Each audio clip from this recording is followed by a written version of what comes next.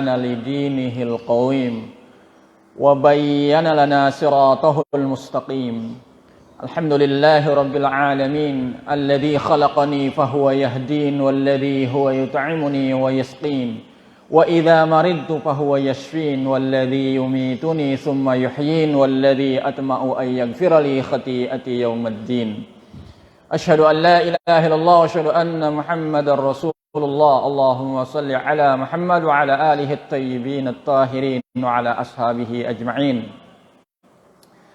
Sidang jamaah taklim rahimakumullah. Terasa oleh kita betapa waktu itu cepat berlalu ya. Seakan baru beberapa waktu kemarin kita merayakan, atau paling tidak sebagian dari kita merayakan tahun baru Hijriah, kemudian tiba-tiba Maulidun Nabi, kemudian tiba-tiba sekarang kita berada di bulan Rajab tanggal 6, yang itu berarti sekitar 84 hari lagi Lebaran, 84 hari lagi Idul Fitri, atau sekitar 54 hari lagi kita akan masuk Ramadan. Begitu juga berkaitan dengan tahun baru, kita baru saja tahun baruan secara Masehi ya. Sekarang di bulan Januari. Dan perlu diingatkan sekarang ini bulan Rajab ya. Rajab itu adalah salah satu dari 4 bulan hurum. Yang Salasa itu mutawaliyat, yang 3 berurutan, Muharram, Zulqa'dah, Zulhijjah. Yang satu ini Ar-Rajab Al-Mudhar alladzi baina Jumada wa Sya'ban. Yang satu misa sendiri di antara Jumadil Akhir dan Sya'ban. Dan kita dilarang wala tazlimu fihinna anfusakum, dan jangan kalian menzalimi diri kalian sendiri di 4 bulan haram. Ya, sebenarnya berbuat zalim itu di bulan apa saja tidak boleh. Akan tetapi terkhusus di bulan haram itu lebih lagi dilarang. Oleh karena itu bagi orang beriman, apabila dia berada di bulan Rajab, kemudian ada yang ngajak gosip, sebentar, ini bulan Rajab ini, jangan. Jadi remnya lebih pakem. Ada yang ngajak nonton konser, jangan. Ini bulan Rajab. Jadi orang beriman itu apabila di bulan Rajab, jadi remnya itu lebih pakem, begitu ya. Jadi jangan sama aja antara bulan yang satu dengan bulan yang lain. Nah, karena cepat pergantian waktu ini, maka di antara yang kita ingat dari pergantian waktu yang cepat adalah kiamat. Ya. Sebagaimana tadi Qori baca surah Al-Qiyamah. Dan jangan lupa nih sekarang Kapolres kita nih seorang Qori ya. Kalau kita dengar suara dia ya, dia memang seorang Qori profesional ya. Dan di antara yang menjadi pemenang dalam musabaqah tilawatil Quran di Maroko tahun 2022 itu orang Depok sebenarnya, tinggal di Pondok Petir. Jadi kiamat, kalau orang beji disebutkan kepadanya kata kiamat, maka yang terbayang olehnya adalah kehancuran semesta, gitu ya. Gempa bumi, gunung meletus, tsunami, bulan, matahari, bumi bertubrukan, kemudian tata kosmos hancur lebur, begitu ya. Itulah yang pertama terlintas di benak sebagian kita apabila disebutkan kepadanya kata kiamat. Akan tetapi sebenarnya kiamat itu bukan itu. Atau paling tidak bukan hanya itu. Jadi kalau kehancuran semesta itu kadang oleh nas itu disebut as-sa'ah. Umpama Nabi itu ditanya oleh Jibril, "Ya Muhammad, akhbirni anis sa'ah." Wahai Muhammad, kabarkan kepadaku tentang as-sa'ah, tentang kehancuran alam semesta. Qala, maka Nabi katakan, "Mal mas'ulu anha bi'a'lama minas sa'il." Begitu jawaban Nabi ya. Tidaklah yang ditanya lebih tahu dari yang bertanya. Begitu jawaban Nabi. Ini kadang-kadang ada dai, ada mubalik, ada ustadz di zaman kita yang seperti penasaran begitu, ingin menetapkan kapan terjadi kiamat berdasarkan petanda, kemudian berdasarkan sejumlah dalil. Jadi seakan-akan hampir saja dia menetapkan ya kiamat itu kurang lebih terjadi tahun 2050 lah atau 2100 lah kira-kira. Kalau sampai begitu itu offset udah. Nabi aja sebagai pihak yang paling otoritatif untuk menjelaskan hal tersebut, ketika ditanya jawabannya seperti itu. Mal mas'ulu anha bi'a'lama minas sa'il. Tidaklah aku yang ditanya ini lebih tahu daripada engkau yang bertanya. Akan tetapi memang sejak zaman dulu Nabi dan para sahabat menganggap kiamat sudah dekat. Bahkan Umar mengira Ibnu Sayyad itu Dajjal. Yang Dajjal itu hadirnya menjelang hancurnya alam semesta. Jadi sejak 1400 tahun yang lalu orang Islam menganggap kiamat sudah dekat. Kemudian ulama mazhab menganggap kiamat sudah dekat. Kiai Haji Ahmad Dahlan menganggap kiamat sudah dekat. Kita menganggap kiamat sudah dekat. Kita menganggap dia dekat itu dalam rangka kewaspadaan. Jadi kita tetap tidak dapat mengasumsikan kapan tepatnya dia terjadi. Makanya kalau di hadis itu kemudian Jibril, Pak akhbirni an amaratiha. Kalau begitu kabarkanlah kepadaku tentang tanda-tandanya. Di antara tandanya apa? Antalidal amatu rabbataha wa antaral hufatal uratal alata ri'a asai yatatawaluna fil bunyan. Di antara tanda-tanda datangnya kiamat itu adalah antalidal amatu rabbataha, apabila budak melahirkan tuan. Jadi normalnya apabila pasangan suami istri kemudian istri melahirkan, itu normalnya anak itu nurut kepada kedua orang tua. Jadi kalau diperintah, disuruh-suruh, ini anak akan nurut, akan ikut kepada kemauan orang tua. Normalnya begitu. Akan tetapi di penghujung kehidupan dunia ini nanti, begitu lahir anak menjadi tuan bagi orang tuanya. Jadi yang disuruh-suruh bukan anak, tapi anak yang nyuruh-nyuruh orang tua. Mah lakukan ini, minta itu, dan semuanya harus dituruti. Nah itu dia. Bahkan sampai anak itu tua, sampai anak itu punya anak, ini anak menyuruh orang tuanya untuk merawat anaknya. Tolong rawat anak saya ini ya, saya mau berangkat kerja dari pagi sampai sore. Ini anak saya titip ya, urusin ya. Dan bahkan apabila si cucu ini jatuh atau sakit, segera saja si nenek kakek ini dipersalahkan. Itu nggak boleh begitu. Boleh nggak nenek ngurusin cucunya? Boleh. Wajar nggak wajar? Yang tidak boleh itu apabila ayah bundanya memerintahkan kakek nenek dari si cucu tersebut untuk merawat dia. Dan apabila terjadi masalah pada anak ini, marahlah si orang tua ini kepada nenek kakek yang merupakan ayah dan ibunya itu. Jadi kalau disebut kiamat, sebetulnya bukan hanya kehancuran semesta. Jadi kalau orang kafir itu kafir kepada kiamat, kekafiran mereka itu bukan kepada kehancuran semesta. Jadi bahkan orang Hindu, orang Buddha, orang Kristen, orang Konghucu, orang agnostik, bahkan orang ateis, mereka percaya bahwa semesta ini berpenghujung, bahwa bumi ini pada akhirnya akan hancur. Yang ateis juga percaya.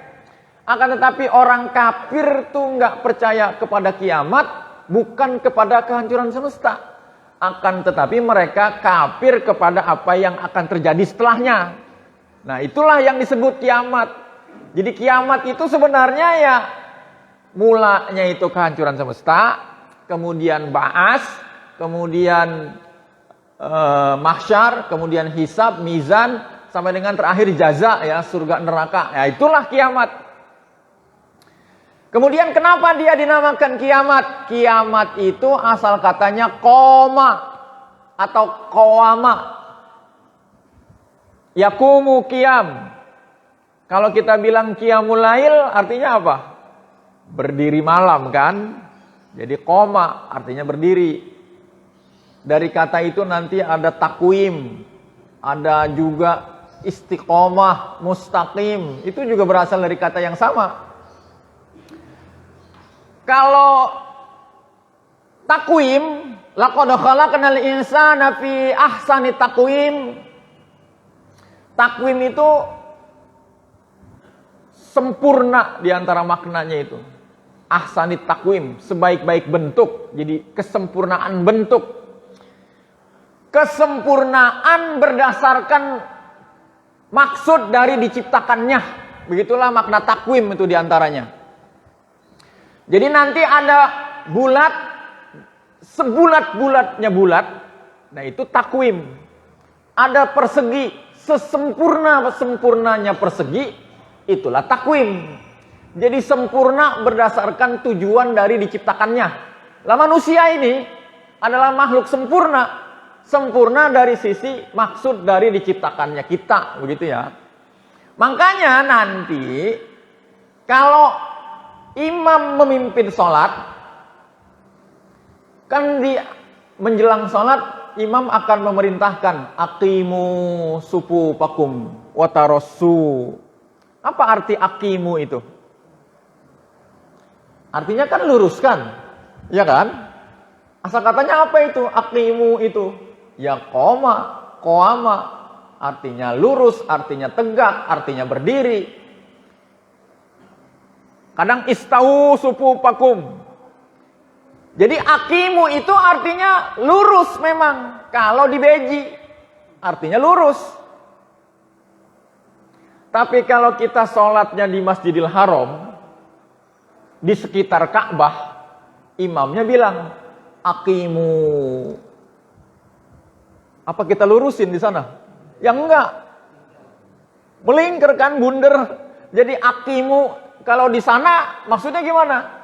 Ya sempurnakan saf-saf kalian. Bunderin sebunder-bundernya. Jangan ada yang munduran, jangan ada yang belakangan. Dan kalau di dalam fikih itu disebut lurus itu, disebut rapih itu apabila belakang kaki itu lurus. Jadi kalau kita sholat di masjid, saf disebut lurus itu apabila tumit di garis karpet. Jadi lurusnya itu didasarkan kepada belakang kaki, bukan perut. Karena kalau perut ada yang majuan, ada yang munduran.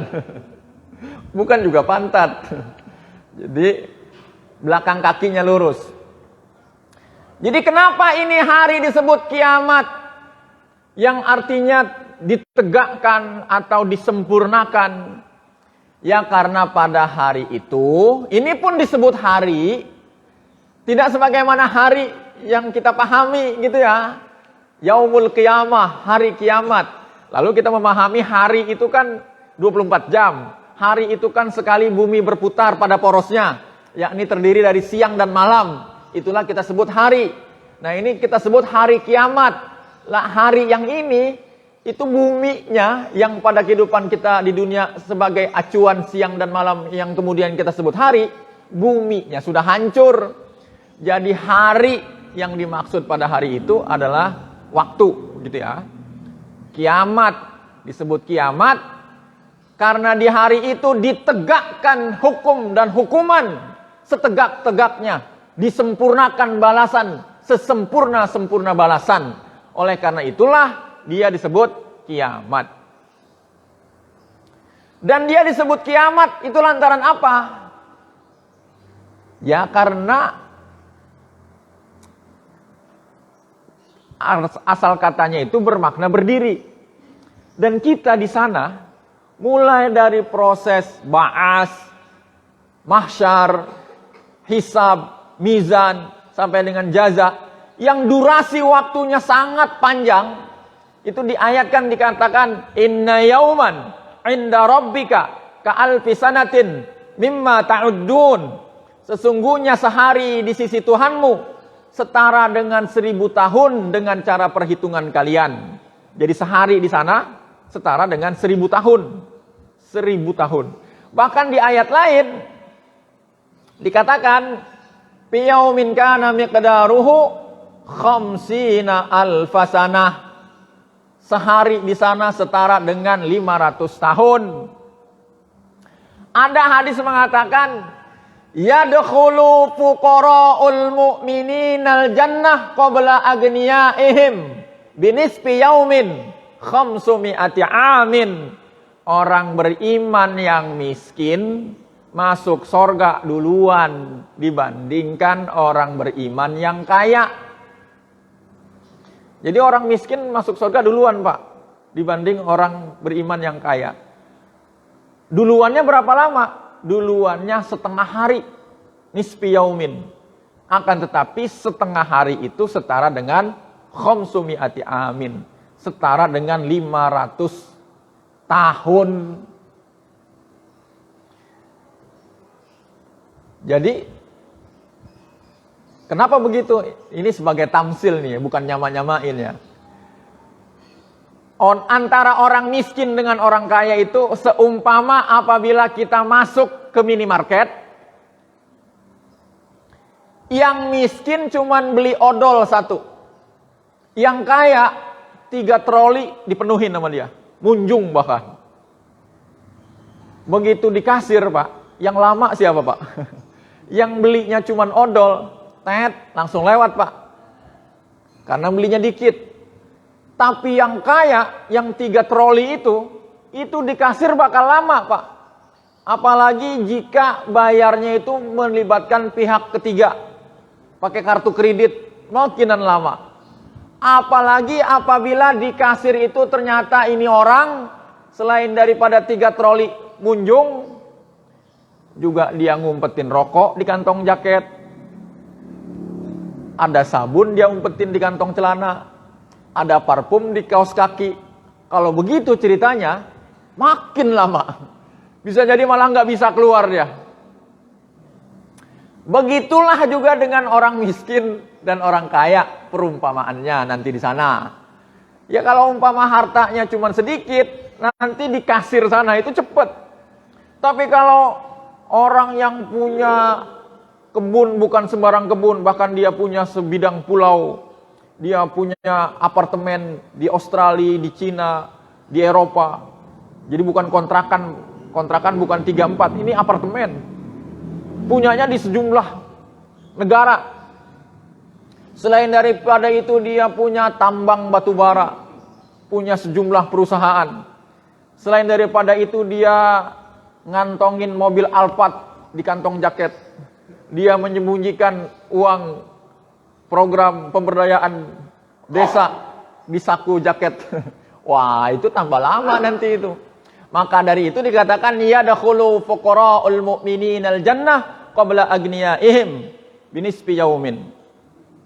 Jadi nanti di sana lama itu sekalipun lama, nanti ada yang merasa lebih cepat, ada yang merasa lebih lama, ada yang sangat lama dia rasakan.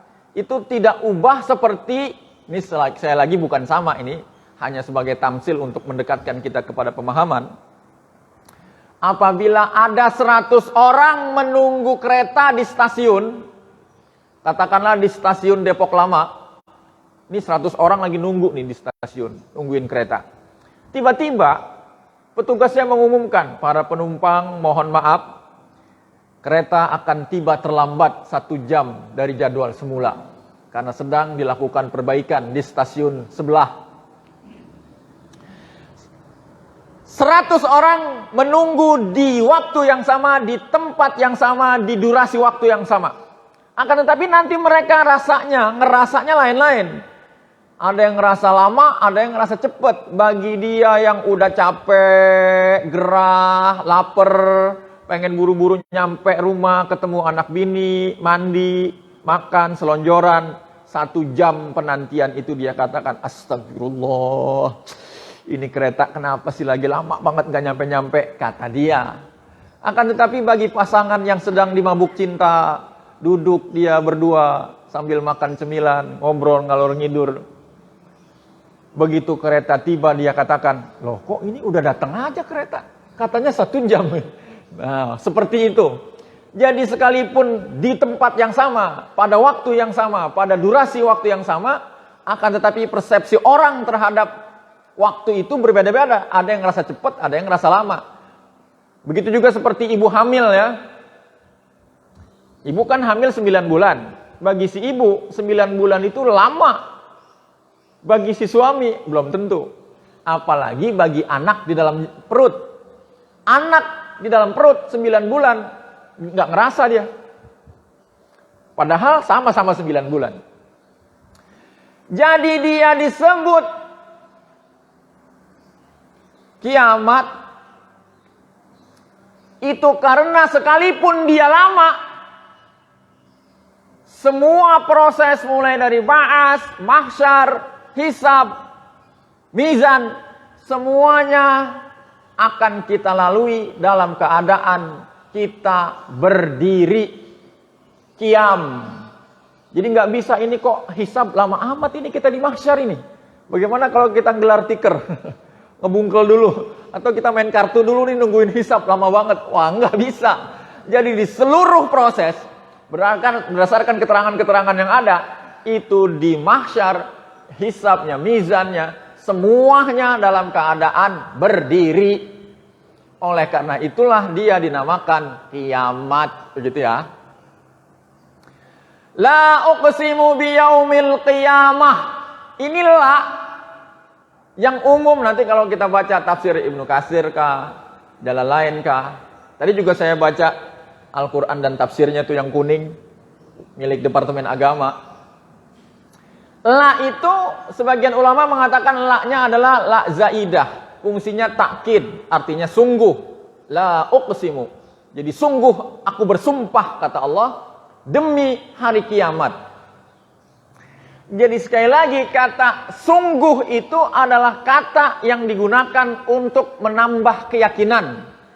Apabila ada seorang suami berkata kepada istrinya, manggil istri apa? Mah atau beb? Mah, beb, aku mencintaimu. Kata istrinya, alah, apaan sih? Mah, aku sungguh mencintaimu. Jadi kata sungguh itu fungsinya apa? Untuk membuat orang menjadi yakin, gitu kan? Maka dalam kalimat kita tambahkan kata sungguh. Nah kalau Allah berfirman, enggak pakai kata sungguh udah bener. Apalagi kalau dia menggunakan kata sungguh, udah bener banget. Maka apabila ada yang kafir dengan yang ini, itu kafirnya murokab. Karena jangankan Allah menggunakan kata sungguh, tanpa kata sungguh pun sudah benar. Kan begitu. Jadi la-nya itu adalah la zaidah. Akan tetapi sebagian ulama mengatakan la-nya ini adalah la bermakna tidak. Tidak. Aku bersumpah demi hari kiamat. Kok bisa kalimat tiba-tiba tidak? Atau kalau dalam bahasa orang beji, kagak. Gua sumpah demi hari kiamat. Begitu. Jadi paling depan dia kata ora. Ora begitu. Gua bersumpah demi hari kiamat. Kalau bahasa orang beji begitu. Kenapa tiba-tiba ora? Kenapa tiba-tiba tidak? Itu karena ada kalimat mahzub. Ada kalimat tersembunyi di depannya. Yang kalimat itu kita mengerti tanpa kita ucap. Dan itu biasa dalam dialog kita sehari-hari ya. Di mana di depannya itu ada pemahaman tersembunyi. Pancasila, satu, ketuhanan yang Maha Esa. Itu juga di depannya ada kalimat tersembunyi. Bahwa saya dan seluruh orang Indonesia bersepakat bahwa. Atau misalkan begini. Apabila ada teman kita melakukan perjalanan, lalu kita doakan dia, fi amanillah. Fi artinya di dalam.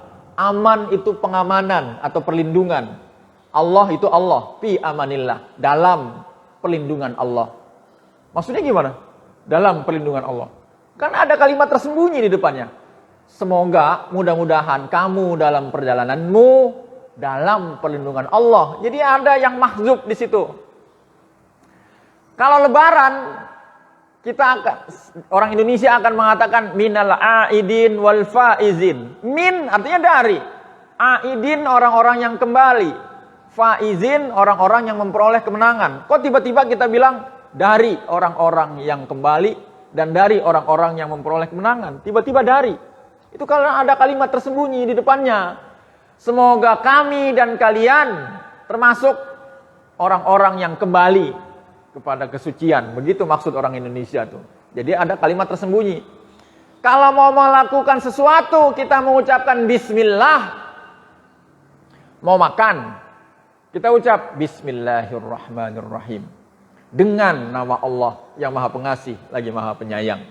Itu ada kalimat tersembunyi di depannya itu menurut ulama itu. Abtadi'u hadal amal bismillahirrahmanirrahim. Aku mulai melakukan perbuatan ini dengan nama Allah.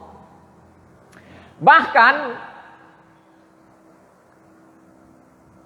kalau kita perhatikan perdebatan Mu'tazilah dengan Ahmad bin Hambal terkait apakah Al-Quran ini makhluk, apakah Al-Quran ini kalam Allah. Itu kan diantara salah satu isi perdebatannya itu, dari sekian banyak isi perdebatan itu. Jadi misalkan gini, kita menganggap Al-Quran ini kan kalam Allah. Omongan Allah kan Al-Quran itu, firman Allah kan, perkataan Allah kan. Sehingga Al-Fatihah itu adalah firman Allah. Al-Fatihah itu adalah perkataan Allah, omongan Allah. Nah di dalam Al-Fatihah itu ada kalimat begini. Iyyaka na'budu wa iyyaka nasta'in. Hanya kepadamu kami menyembah dan hanya kepadamu kami mohon pertolongan. Begitu kan artinya? Hanya kepadamu kan? Jadi hanya kepadamu ini omongan siapa? Omongan Tuhan. Kan katanya Al-Fatihah itu firman Tuhan, kalam Allah. Maka iyyaka na'budu wa iyyaka nasta'in itu omongan Tuhan.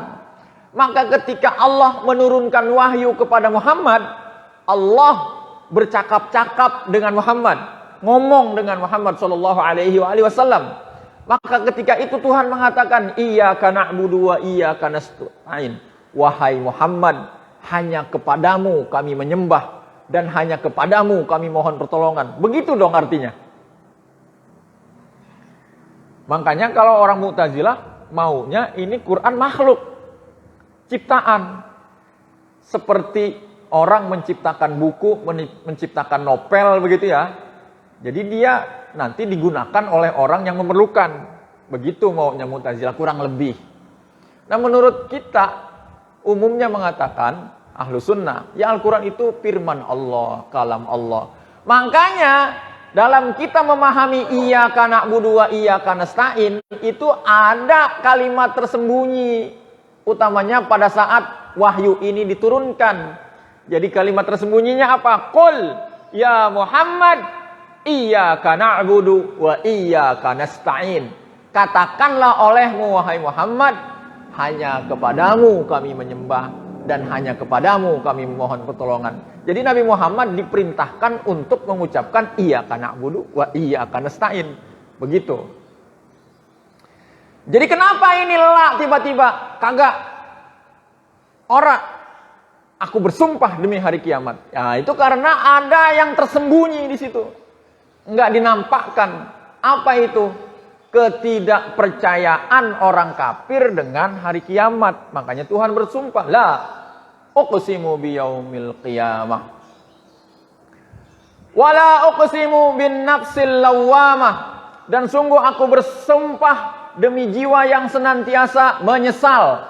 Laum artinya menyesal. Lawwam itu sighah mubalaghah, seperti kadzab artinya yang berulang kali berdusta atau yang sangat pendusta.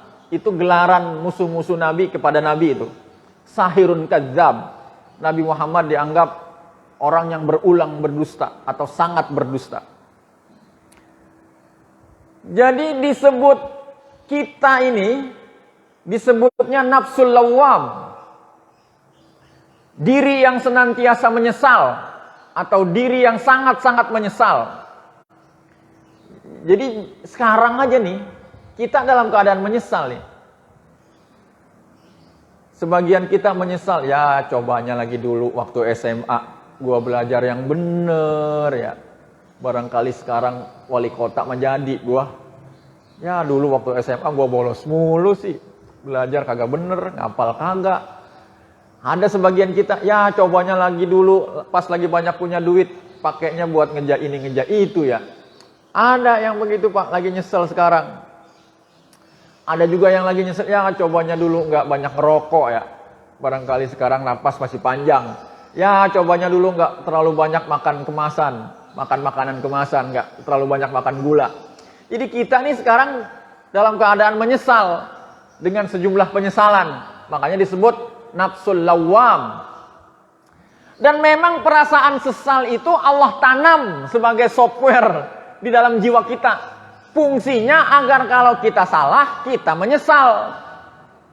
Dan cilakanya dalam perspektif psikologi zaman sekarang, apabila ada orang berbuat dosa, kemudian dia menyesal, misalkan ada seorang perempuan, dia berzina.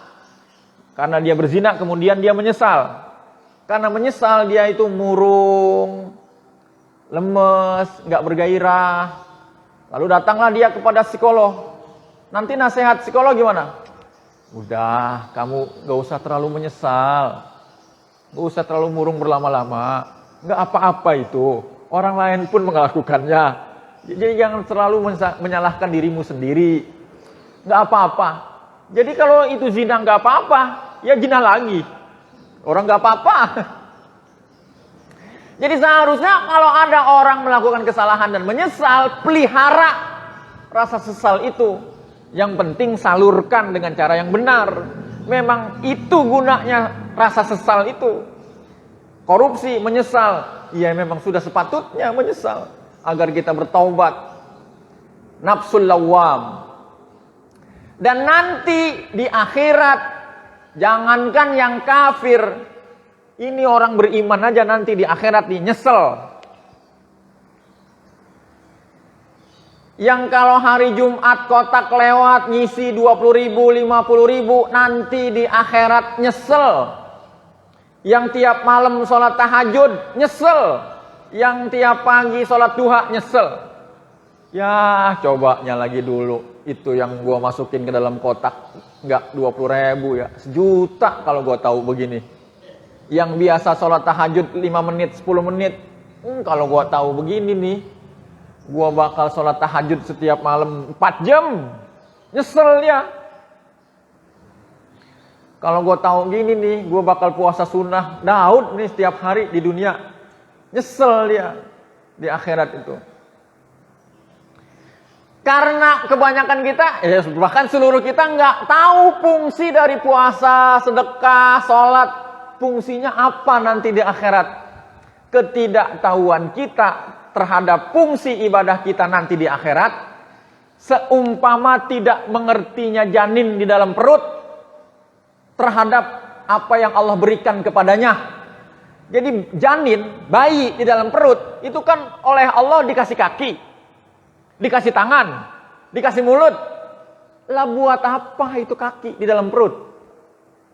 Emang hidupnya di dalam perut, dalam air. Itu gara dikasih kaki, itu kalau janin bisa mikir, lah ini kaki buat apa sih? Dikasih tangan, mau megang apa di dalam perut? Paling bisa megang usus. Atau megang tali pusat. Dikasih mulut, buat apa mulut? Orang makannya lewat tali pusat, ngomong juga nggak bisa. Akan tetapi begitu dia lahir, beberapa waktu kemudian, ini nih fungsi kaki ternyata, buat berjalan. Oh ini fungsi tangan, buat megang. Oh ini fungsi mulut, buat ngomong, buat makan. Jadi dia mengerti fungsi-fungsinya setelah dia berpindah alam. Dari alam perut menuju alam sebagaimana kita alami sekarang. Nah, seumpama itulah kita terhadap amal kita. Ini sedekah gunanya buat apa sih?